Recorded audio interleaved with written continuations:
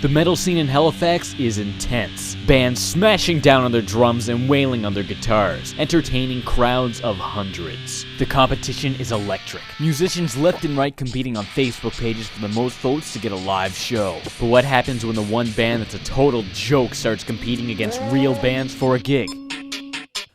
And wins.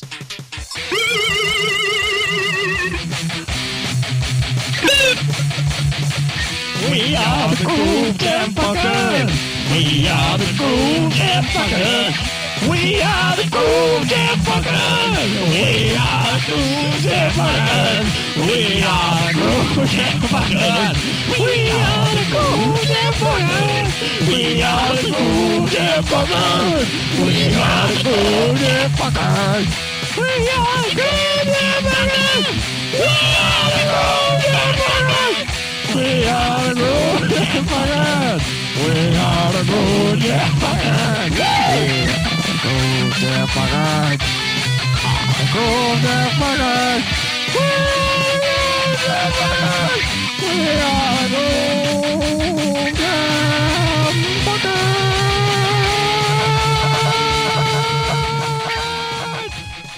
This is Nathan, a local musician hell-bent on creating the worst band ever made. Little did he know, it would evolve into something that would go on to play a live show, entertaining more people than he ever thought possible.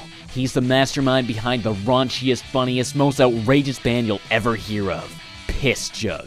But the origins of Piss Jug go all the way back to a joke band called Crunchy Hoop Pirates. My name is James Llewell, a filmmaker and close friend of Nathan's. Back in high school, Nathan showed me the very first song he had ever made, and it was one of the funniest things I've ever heard in my life. As I got more into their music, I wanted in on it.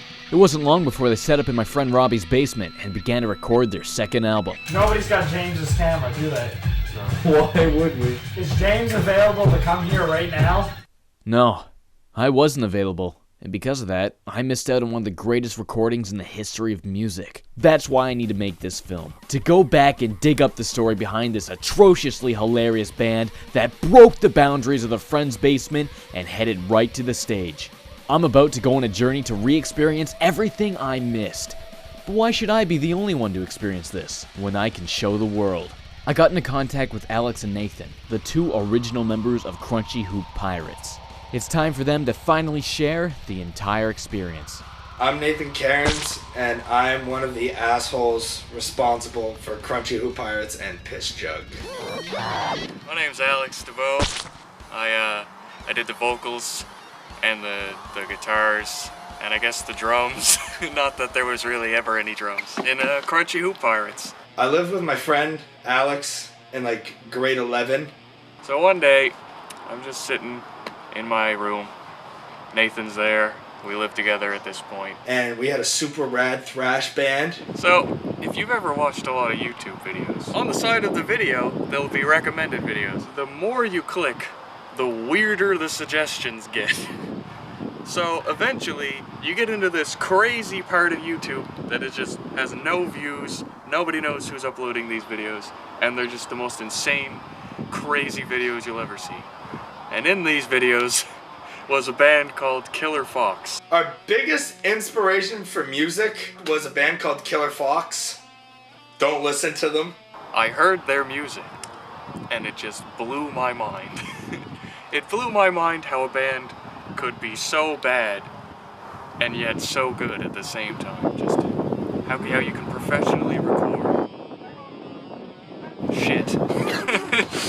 They're pretty bad, and we thought, you know, if they can suck and do a good job at it, you know, why can't we? If Killer Fox can make a song, if Killer Fox can make an album, I can make a song. We wanted to get some recording equipment and start recording our music, even though we had no idea what the fuck we were doing. And we bought this little interface that we could plug our guitar into and learn how to program some drums. And Alex was like, okay, I'm gonna just take a shot at making a death metal song. So we were like, cool. I start recording a guitar with it was my buddy Nathan's guitar and his rig to record it into the computer. He realizes that he's really bad at guitar, and he just starts wailing on it. I just wailed on the thing. I have no idea what I was doing. Just hitting notes. Making like the most atrocious noises I've ever heard a guitar make. But it was almost passable. And I thought, you know, maybe from here, he was gonna make something out of the song. Good start. Where do I go from here? Vocals, why not? Grab a microphone, stick that into the rig. And also realizes he can't do vocals. So he just starts grunting like a monkey and screaming like opera noises. Like that. Instead of just like stopping the track and being like, okay, I messed up, he finished it. The whole track. Ridiculous voice editing software and just make it sound like he was a Nintendo. Yeah, that was the first song. That was what started the band known as Crunchy Hoop Hearts. And that's when we realized we are art. We are music. And this was our destiny. Now the name came from Cheerios, because those are literally crunchy hoops. And we had some sort of joke somebody made about stealing somebody's Cheerios or something like that. And eventually I just said Crunchy Hoop Pirates in that order. And there was the band name. This room that we're in right now is where we recorded the second album. We knew that it was going to be way better than the first one. Not in terms of like our talent or anything, because that certainly hasn't changed. But we just knew that we were going to get crazier, because we just have no limits. We had 5 people in on the second album. Not that they did a whole lot, but they definitely had some great things to add, considering everybody's in Crunchy Hoop Pirates if they want to be. 3 more people joined me and Alex this time. Robbie Neat, Dresden Barrett, and Brent Card also joined in to make some quality, you know, local folk music that everybody can enjoy around the campfire. Driving down the road down the street. I don't get what really happened. We never sat down and said, okay, we're gonna make a song. Keep going the road. Something stupid would happen, and we'd be like, "Whoa, this is it. We just gotta wing it. We got a story to tell, and everybody needs to know the story, and we're going to give it to you through great music." Driving the truck outside the window. One day I made a bologna sandwich. I'm really lazy, and instead of cleaning up my mess, I just chucked all the shit in the sink. I went upstairs to do some dishes, and for some reason, it looked like somebody spilled a bottle of mustard in the sink. I didn't want to deal with it, so in the sink it went. And I just left it there. I didn't even rinse it out, and I went downstairs. Well, I started filling the sink up with water and soap like I was going to wash the dishes. He was like, "What are you doing? You got to rinse the mustard out of the sink." For some reason, we thought that was the most arbitrary thing a human being could possibly say. Stopped doing the dishes immediately and went downstairs and recorded a song about the conversation we had about rinsing mustard out of the kitchen sink. There's still mustard in the sink, and someone's gonna have to rinse it out. This here is my basketball, Robbie. Yeah, for the second album, they just kind of decided they were going to do it all in one weekend. Yeah, it wasn't even planned. We just kind of brought the laptop and we were like, okay, let's do this. Go. Yeah, just out of nowhere, it was just, all right, we're going to record the second album. It's going to be at your house. And they just came over and we did that. And we just started. Let's see what happens. In the entire day, they finished the album. It shows. Masterpiece. This is a video guitar lesson of one of our more popular songs, The Road Truck. Song was heavily inspired by AC/DC and other classic awesome rock bands of the 20s. I don't know how to write a shitty rock song. AC/DC already wrote them all. I was like, I need a shitty rock riff, but AC/DC wrote them all.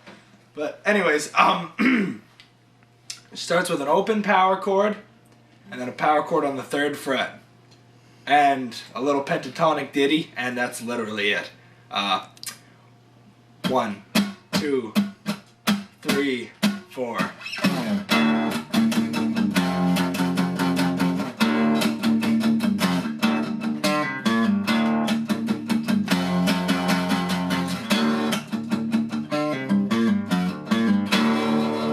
And it's that repeated like 40 to 50 times. Drive down the street. Keep going the road. 3, 4.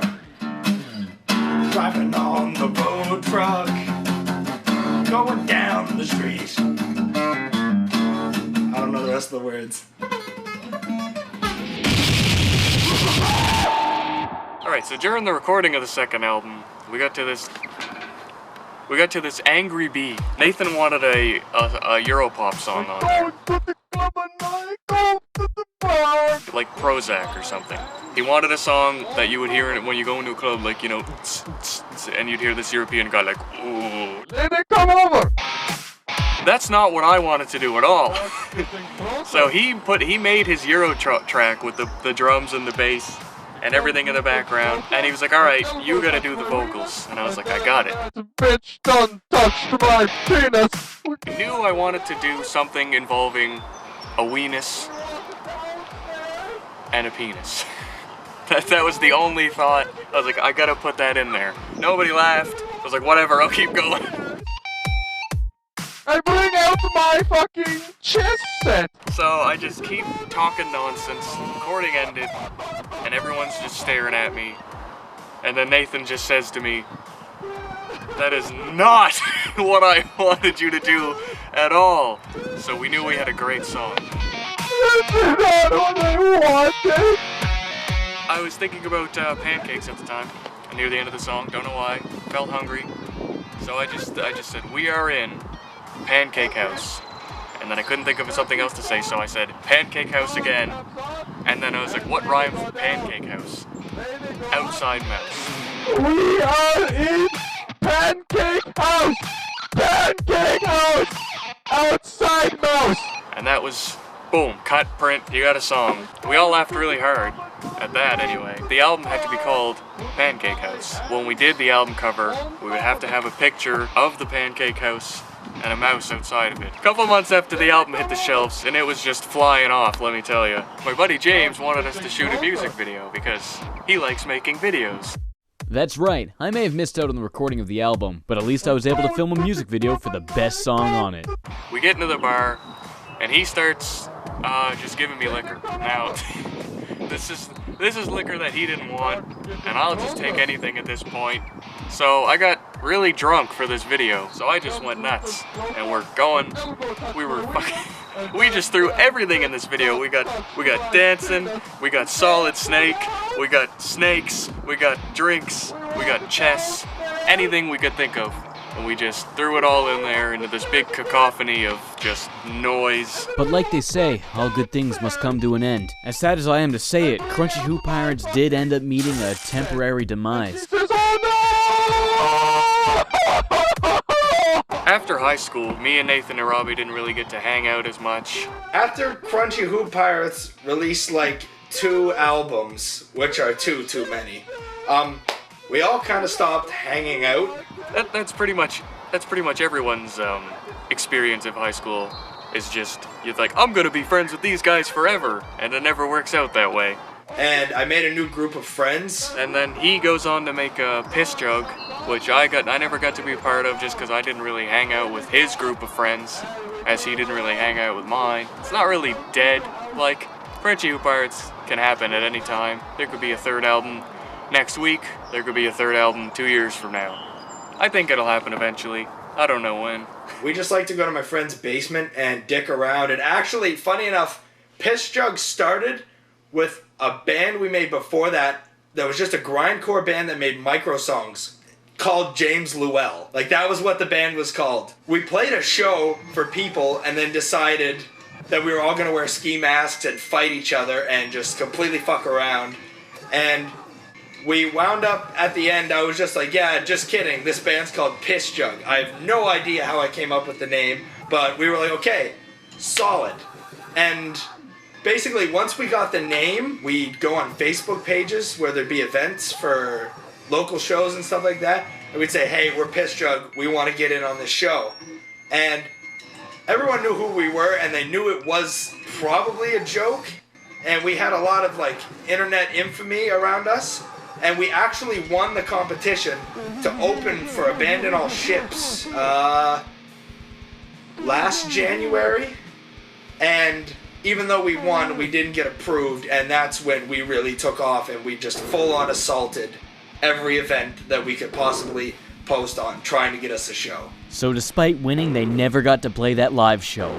What a piss-off for both Piss Jug and the people who wanted to see them play. But all hope was far from lost because Piss Jug did end up finding a show where they would get to go and play live. We had this friend named Josiah, and we used to tease him a lot for his old band, Joe What Are You Wearing? Check them out on MySpace. Best band ever exists, ever. He thought it was as funny as we did, that we just had a band where we improv'd everything, got naked, and beat each other up. So he was actually responsible for putting on a show in Sackville at a community center, a Christmas show.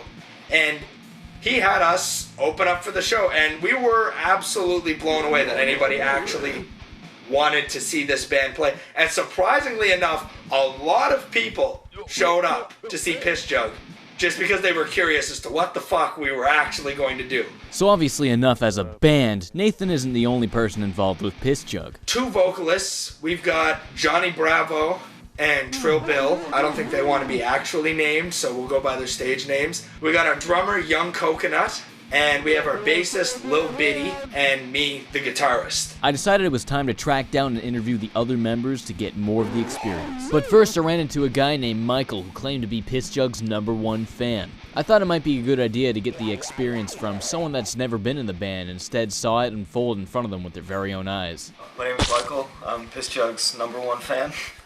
I didn't have any involvement in the actual band as much as I wish I did. I supported them throughout all the tough times. I went and saw them for their one real show, backed them up hard because they backed up my band pretty hard. Seeing Piss Jug live was the single greatest experience of my entire life.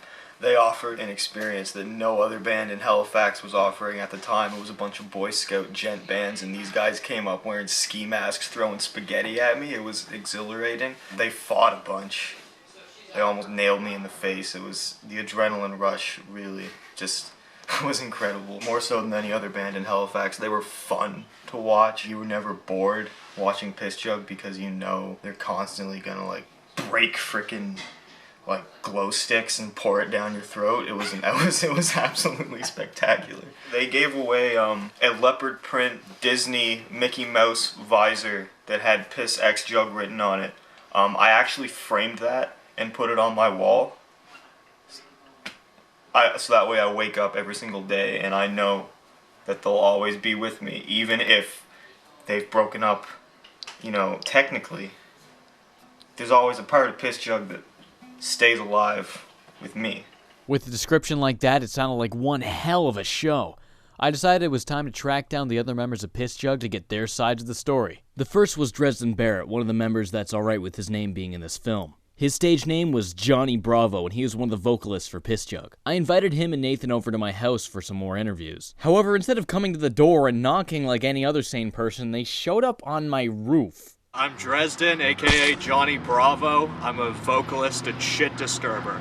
These two guys are basically the head honchos of Piss Jug, and they were not afraid to talk shit about other people on Facebook. We were the 2 main shit disturbers. Yeah, we started the most fights. We were definitely responsible for 100% of the Piss Jug fights.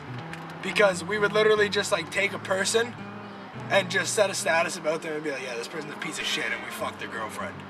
And it was always true. Always true. Yeah, I didn't like any of these people. I didn't like any of the scene. I didn't care about it. I went to the shows and then I was like, wow, this all sucks. And they didn't much appreciate that. But, you know, gotta say it. Somebody's got to tell the truth. This place sucks. As a result of talking smack, they found themselves in a feud with another band called Dumpster Mummy. I don't want to talk about Dumpster Mummy. We started talking shit about them because they got mad at us for trying to get on a show. And, we tried to get on a show and they weren't involved at all. And then suddenly they got on the show. Yeah, and they threatened to throw shit at my friend. And we were like, I reached out to Dumpster Mummy to get their side of the story, but unfortunately, I got no response. My name is Nick. I'm unfortunately friends with Piss Jug and I filled in for vocals for one show. I remember going onto Facebook and seeing a comment thread that had over like 200 comments on it, and I was like, well, this is going to be good.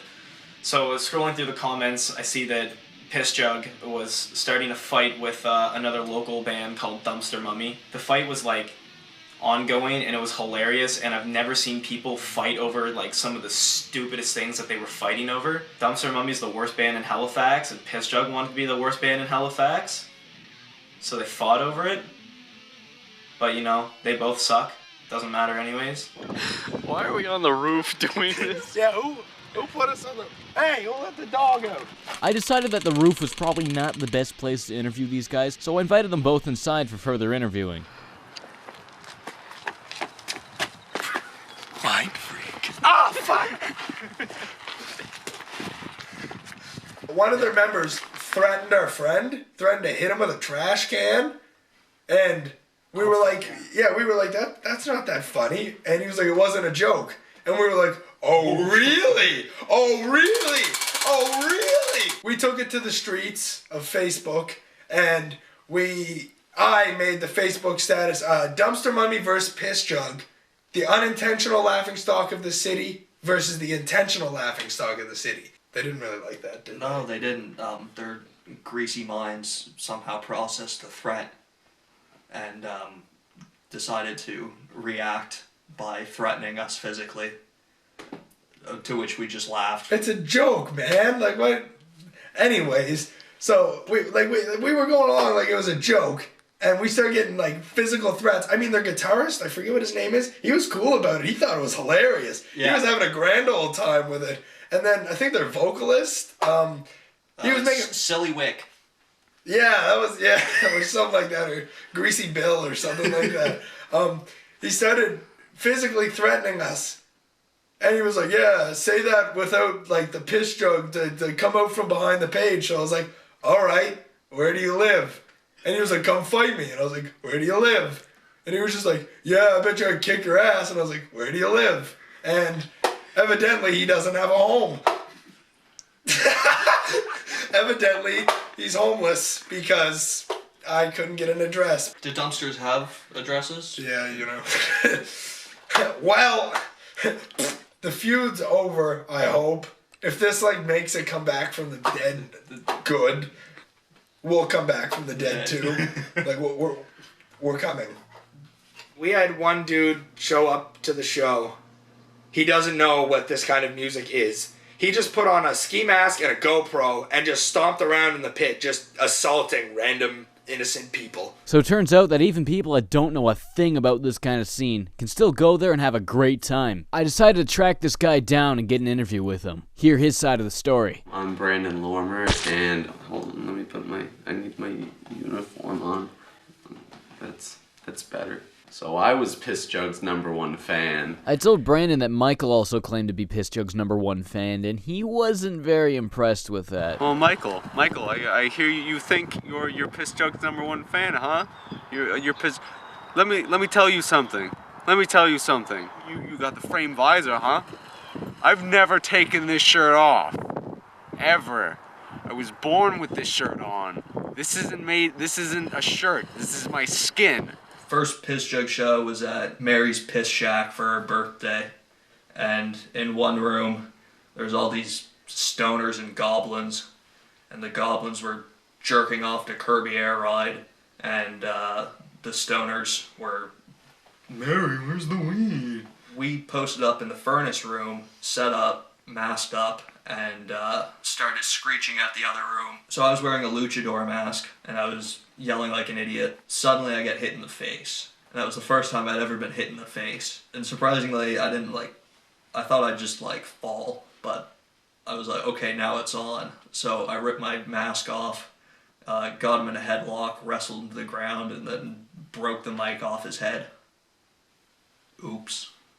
Our drummer, Young Coconut, walked into the other room completely naked, as is his way, except for the mask, and no one could identify him, and everyone became very uncomfortable, which was a great sight to behold, because fuck stoners and goblins. So apparently Young Coconut, the band's drummer, showed up to every show completely naked save for a ski mask. I needed an interview with this man, and I needed one now.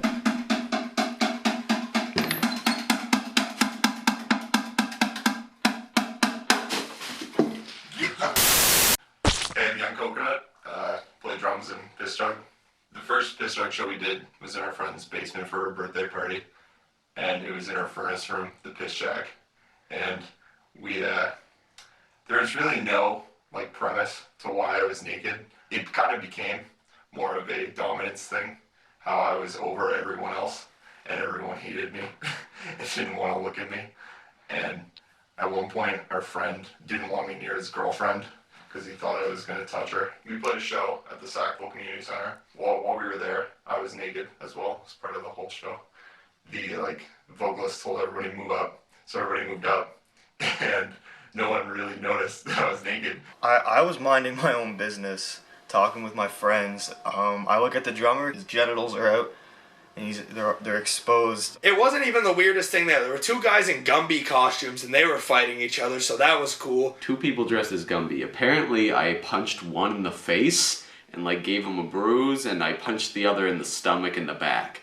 I don't remember this. There were some kids in the back fighting each other with foam swords, and people were throwing glow sticks and spaghetti at each other. So, really, I think everybody was okay with anything that was going on.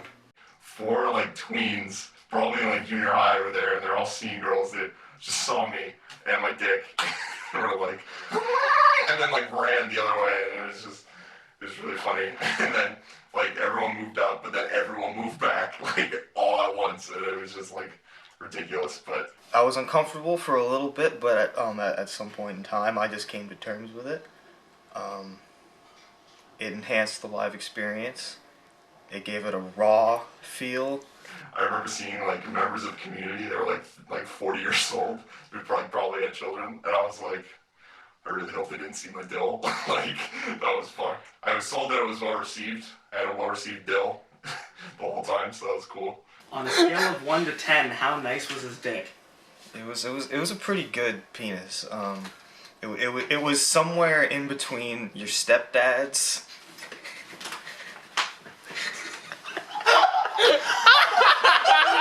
Yeah, I don't know, man. Nudity, there's just something about it that gets not just me going, but gets everyone going.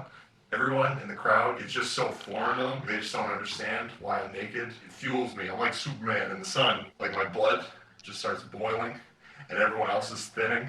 Yeah, man, fuck clothes. I just can't deal with it anymore. He torched all my clothes I told him to, because I just couldn't wear them anymore. I don't even want to get into the details. He told me to do it. It was just ridiculous. Too much, man.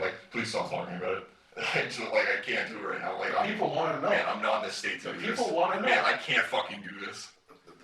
The people want to know. Don't fucking touch me. Get away from me. I didn't touch you. You fucking touched me. The people want to know. What do the people want to know?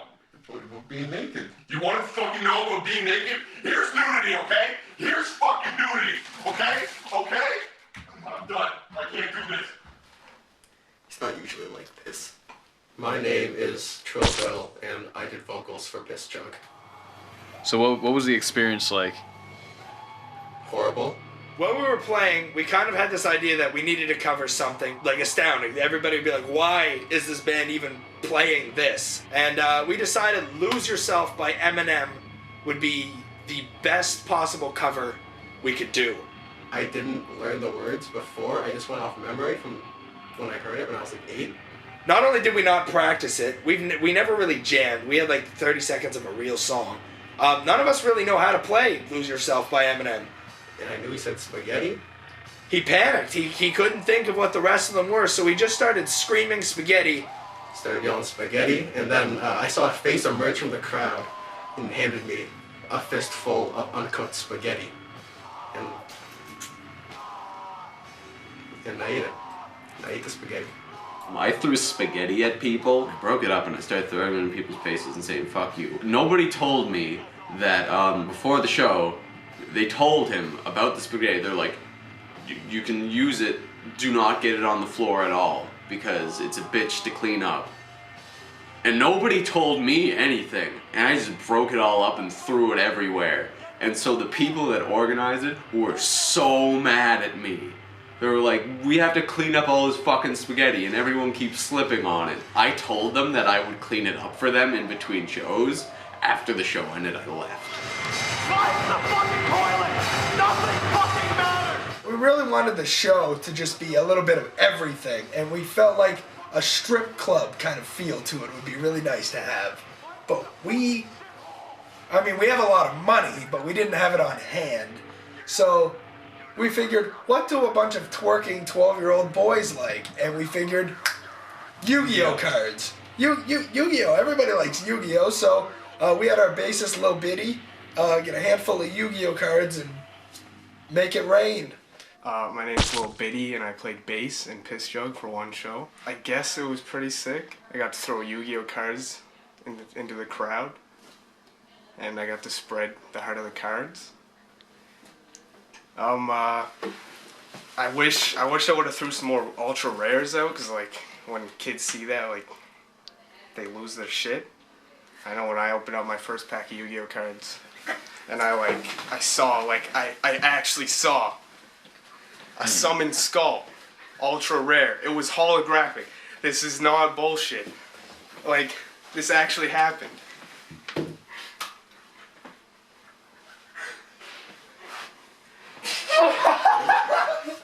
A few people hated us, some loved us,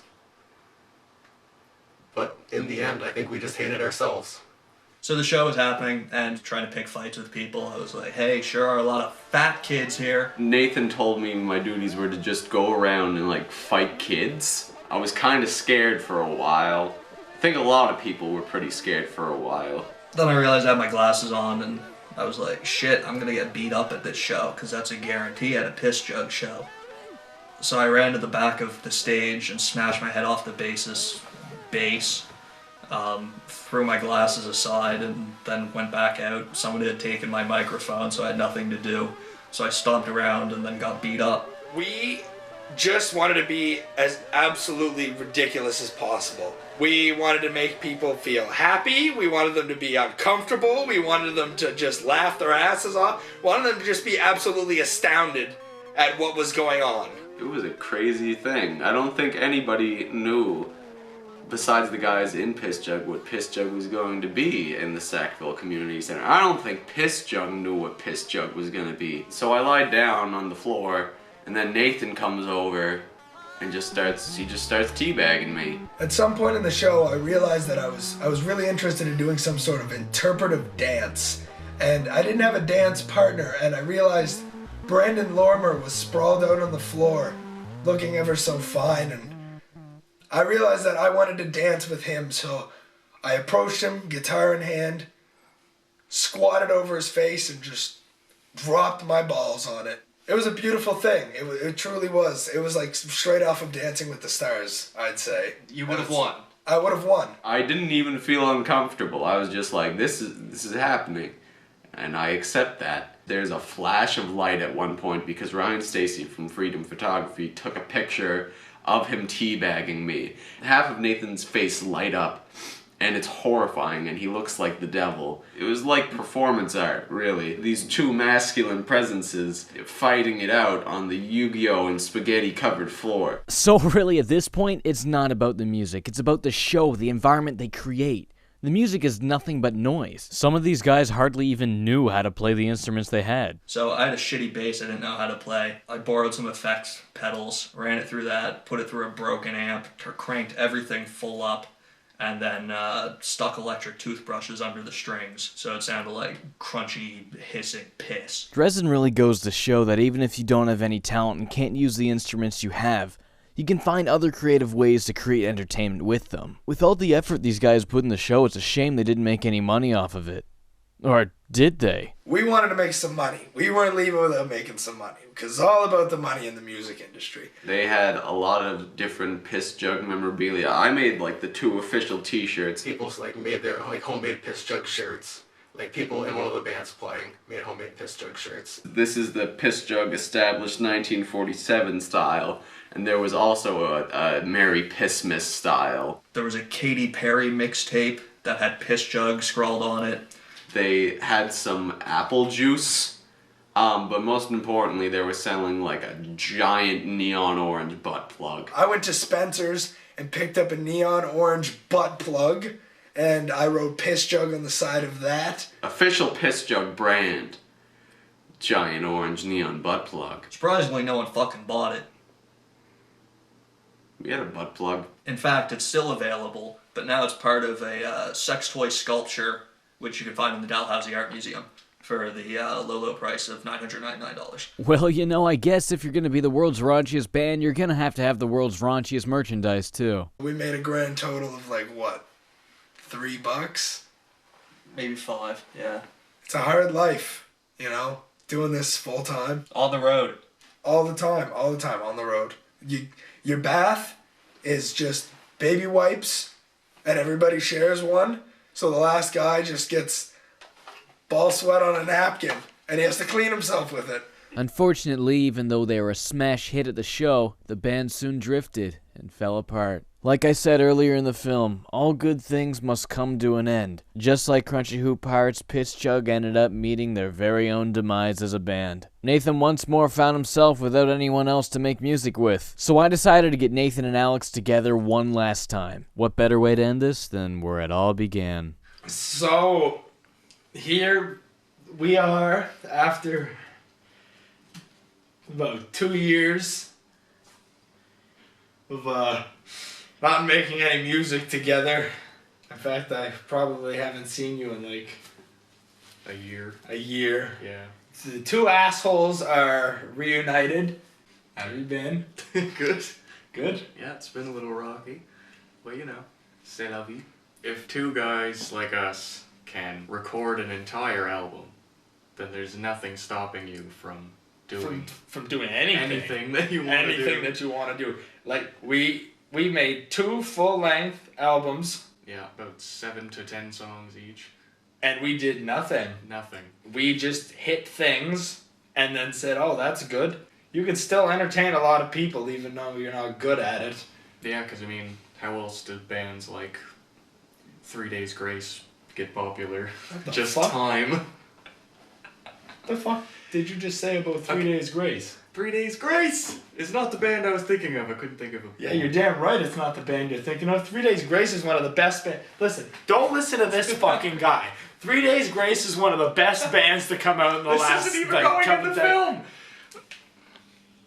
This better go in the film. Crunchy Hoop Pirates is dead. Piss Jug is dead. We're all dead. I mean, you give it time, everything's dead. Yeah. Time heals all wounds and also kills people. I realize that joke music is my calling. I will never be in a real band. It's more fun to be in a band that's not serious than to be in a band that is serious. Yeah, because touring sounds like it sucks. Oh, covering yourself in confetti and honey and front flipping onto your parents sounds way better. Yeah. It's a shame I didn't get to see that house show with the Piss Jug. I wanted to go, but it was fucking... I can't remember what I was doing. If you put the effort in, you can entertain people, even though you're not good at it. Like, if you put some time into something, you're gonna be able to do it. Yeah. We had nothing to work with. We didn't know what we were doing, but we had a lot of fun fucking around. And it turns out having fun fucking around, it's fun for other people to listen to. It's fun for other people to fuck around. Yeah. So, I guess, if you're not good at anything, fuck around. Yeah! Clap your hands! I want to see everyone in a banana pit right now. Here we go! Hey, shut up! Driving on the road truck. Driving down the road truck, driving down the street, keep going the road, driving down the street, keep going the road,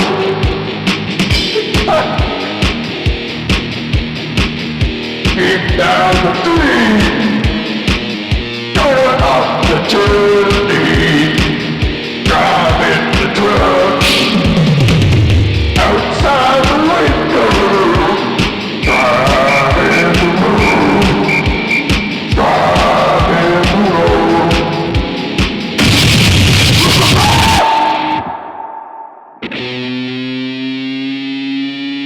Thank everyone for coming out tonight. We're gonna be here until February, and you know, if you like penises, you know, alright?